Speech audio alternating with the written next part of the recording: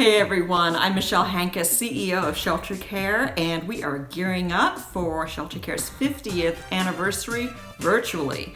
This week is the 1980s theme, and if you were a teenager like me, then you're thinking about Aquanet, Purple Rain, and Pretty in Pink. It was a pretty colorful decade, and full disclosure, I wanted to be Debbie Gibson.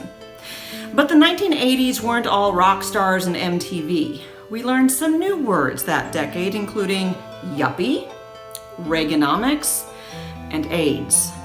There were riots in the shopping centers over Cabbage Patch dolls. And the home computer brought the Oregon Trail game into our homes, where we usually died of dysentery before we ever reached our destination. With all this going on, it's no surprise that this was the decade that Shelter Care came into its own in being the agency that addressed the most challenging barriers to housing: mental illness and disability. We opened 3 new programs that decade which served individuals and families, including the Hawthorne Program, the Brethren Housing Program, and the Royal Avenue Program.